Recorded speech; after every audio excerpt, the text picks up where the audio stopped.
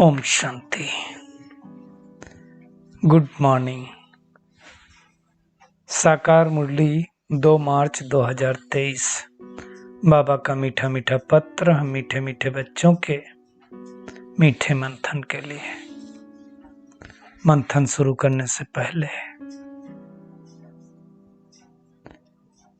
सद्गुरु परमपिता परमात्मा शिव बाबा की शांति भरी किरणों के नीचे बैठ जाते हैं और अनुभव करते हैं कि मैं शांत स्वरूप आत्मा हूं, शांति के सागर की संतान हूं। आज मीठे बाबा ने कहा, मीठे बच्चे, बाप के बने हो तो क्या करो? फर्स्ट नंबर लेने का पुरुषार्थ करो। बन ही गए भगवान के, उनके कहे अनुसार चल ही रहे हैं तो ज्यादा पुरुषार्थ करो। मम्मा बाबा को फॉलो करने से, पढ़ाई पर ध्यान देने से नंबर फर्स्ट आ जाएंगे। पढ़ाई पर तो ध्यान देना ही पड़ेगा, मम्मा बाबा को फॉलो करना पड़ेगा, तभी तो आगे बढ़ पाएंगे। प्रश्न है, मनमत पर किए हुए कर्मों की रिजल्ट और श्रीमत पर किए हुए कर्मों की रिजल्ट में अंतर क्या है? ये तो हम सबको पता है क्या अंतर है। बाबा कहते जो अपनी मत पर कर्म करते हैं उन्हें आगे चलकर कर्म कूटने पड़ते हैं। दुनिया में नहीं कहते हैं, जब दुखी होते हैं, परेशान होते हैं तो कहते हैं अपने कर्म कूट रहे हैं। दुखी होते रहते हैं। मन मत का मतलब क्या है? माया की मत। क्योंकि इस समय हर आत्मा 5 विकारों के बसीभूत है, तो उसकी मत श्रेष्ठ हो ही नहीं सकती। और श्रीमत माना परमात्मा की मत। तो श्रीमत पर हम ऐसे श्रेष्ठ कर्म करते हैं कि आधा कल कोई कर्म नहीं कूटना पड़ेगा। सतयुग त्रेता में कोई दुखी नहीं होता, कोई अकाले मृत्यु नहीं होती, तो दुख नहीं होता है। इस समय अकाले मृत्यु होती तो कितना दुख होता है। ये सबको पता होता है कि मृत्यु हुई है तो वापस वो आत्मा नहीं आएगी। शरीर को हमने उसके नष्ट कर दिया जिस शरीर में वो आत्मा थी, फिर भी हम दुखी होते हैं। क्यों? अटैचमेंट के कारण। तो बाबा कहते हैं सतयुग त्रेता तुम्हें कोई कर्म कूटने नहीं पड़ेंगे, दुखी नहीं है कोई। आज का गीत है, तुम्हें पाके हमने जहान पा लिया है, जमी तो जमी आसमान पा लिया। लगना चाहिए, महसूस होना चाहिए कि हमें कौन मिला है। बाबा कहते 2 गीत की 2 लाइन सुनी। अब जब हमने बेहद के बाप को पा लिया तो बेहद के बाप से सारे विश्व की हम बादशाही ले रहे हैं। कोई केवल भारत की बात नहीं है। बाबा ने कहा तो साधारण बुद्धि से भी समझ सकते हो कि जब देवी देवताओं का राज्य था तो कोई दूसरा धर्म नहीं था इस सृष्टि पर। लक्ष्मी नारायण का घराना था। Lakshmi Narayan the first, second, third, 8 घराने चले ऐसे, जैसे आज का एडवर्ड द फर्स्ट, सेकंड चलते हैं। बाबा कहते था देवी देवताओं का राज, लेकिन तुम बच्चे भूल गए हो। ये भी भूल गए हो कि सतयुग था तो तुम विश्व के मालिक थे। अब भगवान आकर के हमें याद दिला रहा है कि तुम तो डबल सिरताज थे। दुनिया में बड़े बड़े राजे लोग भी पूजा करने के लिए घरों में मंदिर बनाते हैं। लक्ष्मी नारायण का बनाएंगे, राम सीता का बनाएंगे। राजा वो भी हैं, वो पतित भिखारी राजा हैं, और जो पावन हैं होकर के गए उनकी पूजा करते हैं। ये बातें शिव बाबा समझाते हैं ब्रह्मा द्वारा। बाबा कहते हैं सतो प्रधान से तमो प्रधान जरूर बनना है। कहते हैं हे बच्चे, तुम पहले सतयुग में सतोगुणी महाराजा महारानी थे, संपूर्ण पवित्र थे। बाबा कहते हैं ये तो तुम बच्चों को याद रहता है कि हम पूज्य थे, अभी नहीं है। फिर पुरुषार्थ करके पूज्य बन रहे हैं। माया ने हमें पुजारी बना दिया, बाबा आकर के हमें पूज्य बना रहा है। तो जो शिक्षा मिलती है वो धारण करना पड़ता है ना। जैसे कॉलेज में शिक्षा मिलती है तो हम धारण करते हैं ना। तो मुख्य बात है गीता की। गीता में लिखा है कि यहाँ देवी देवताओं का राज्य था, भगवान ने आकर के फिर से राजयोग सिखाया था। ये हम बच्चों की बुद्धि में रहना चाहिए कि हम भारतवासी देवता थे। बाबा कहते हैं मैं तुमको राजयोग सिखाकर राजाओं का राजा बनाऊंगा। चेक करना है कहां तक हमने सफलता प्राप्त की है। लक्ष्मी नारायण की राजधानी फिर से स्थापित हो रही है।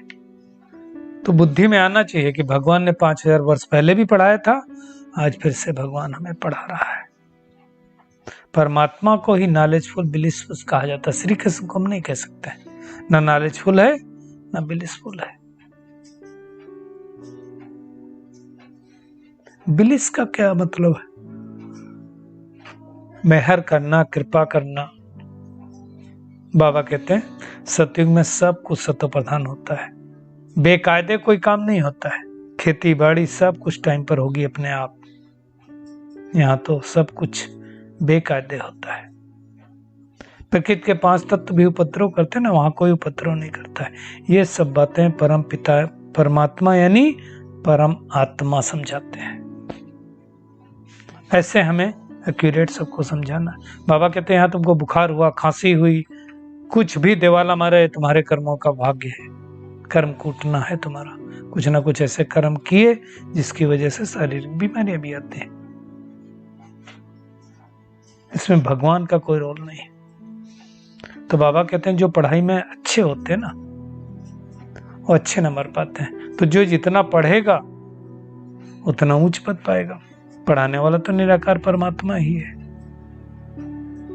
भगवान एक ही है जिसको शिव कहते हैं। वो उसका नाम कभी नहीं बदल सकता है। ये किसने कहा? निराकार आत्मा ही कहती है। परम पिता परमात्मा परम धाम में रहते हैं। हम वहां से पार्ट बजाने आए हैं। बाबा एक एक एक्टर की बायोग्राफी थोड़ी बताएगी। जैसे दुनिया में भी बड़े आदमियों का होता है, ऐसे बाबा ने मम्मा बाबा की बता दी कि इस सृष्टि का क्रिएटर डायरेक्टर शिव परमात्मा ही है। वही आकर के देवी देवता धर्म की स्थापना करता है, कोई नहीं कर सकता है। तो बाबा समझाता मैं निराकार हूं, सब साकारी है। अब निराकार परम पिता परमात्मा आत्माओं को मत देते हैं। आत्मा ही इन कानों द्वारा सुनती है,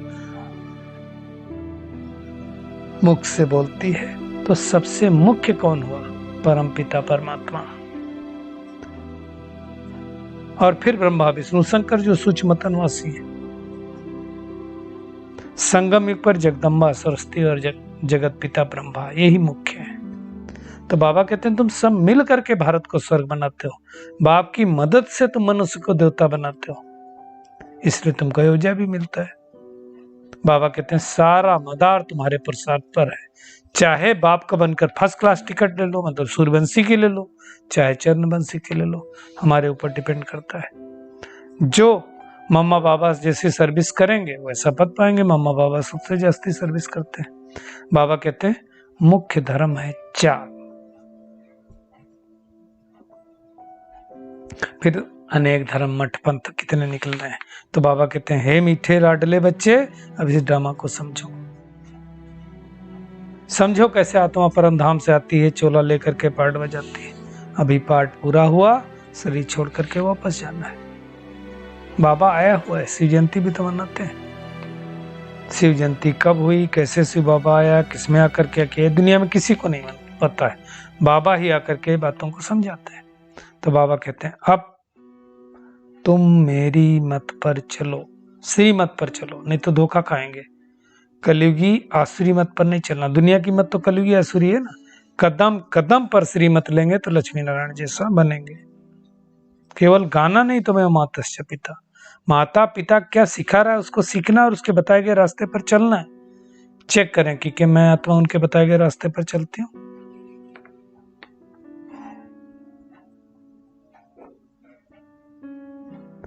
भगवान किसको कहा जाता है? निराकार को। दुनिया में तो व्यास को भी भगवान बता दिया, श्री कृष्ण को भी भगवान बता दिया। बाबा कहते हैं तुमको नशा रहना चाहिए कि हम राजयोग सीख कर भविष्य में प्रिंस प्रिंसेस बनेंगे। हमारी परमात्मा से प्रीत बुद्धि है, और जो विपरीत बुद्धि है जिनकी, उनको कौरव कहा जाता है। प्रीत बुद्धि वालों को पांडव कहा जाता है। तो प्रीति बुद्धि वालों की स्थापना और विपरीत बुद्धि वालों का विनाश होता है। तो पहले पहले निश्चय चाहिए कि परमात्मा हमें पढ़ाकर राजाओं का राजा बनाते हैं। वो निश्चय, कितना निश्चय है वो हमें चेकिंग करना है। बाबा कहते हैं मैं 5000 वर्ष के बाद तुमको पढ़ाना आता हूं, इस ड्रामा में कोई चेंज नहीं हो सकता है। बाबा कहते हैं तुम जानते हो एक सत्य बोलने वाला एक परम पिता परमात्मा है, दूसरा कोई नहीं है। इसलिए कहा जाता है गॉड इज ट्रुथ। बाकी तो सब झूठी बोलते हैं।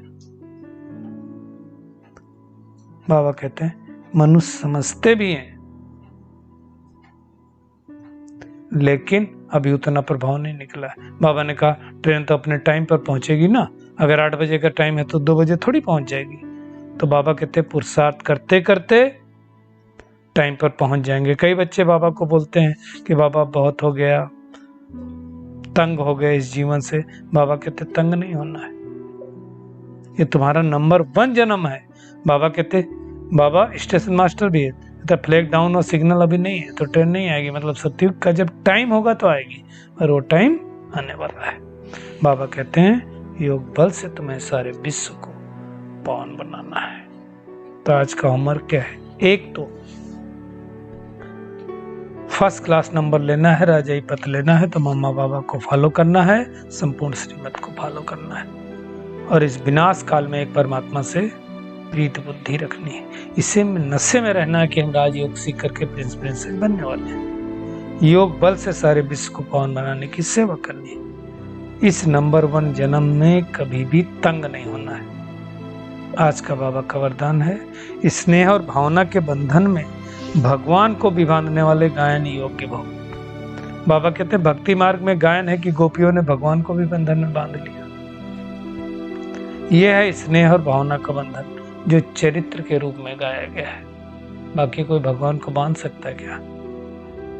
बाबा कहते हैं आप बच्चे इस समय बेहद के कल्प वृक्ष में स्नेह और भावना की रस्सी से बाप को बांध देते हो, इसलिए दिखाया उखली से श्री कृष्ण को बांधा। इसका भी गायन भक्ति मार्ग में चलता है। बाप फिर इसके रिटर्न में स्नेह और भावना की दोनों रस्सियों को दिल तख्त का आसन दे झूला बनाए बच्चों को देता है। इसी झूले में बाबा ने कहा सदा झूलते रहो। कितना अच्छा झूला है।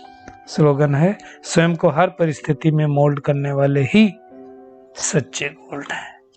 चलिए परमात्मा किरणों के नीचे बैठ जाते हैं और महसूस करते हैं मैं आत्मा हर परिस्थिति में मोल्ड होने वाली रियल गोल्ड आत्मा हूं। परमात्मा के श्रीमत पर चलकर इस विनाश काल में सच्ची प्रीत रखने वाली विजयंती आत्मा हूं।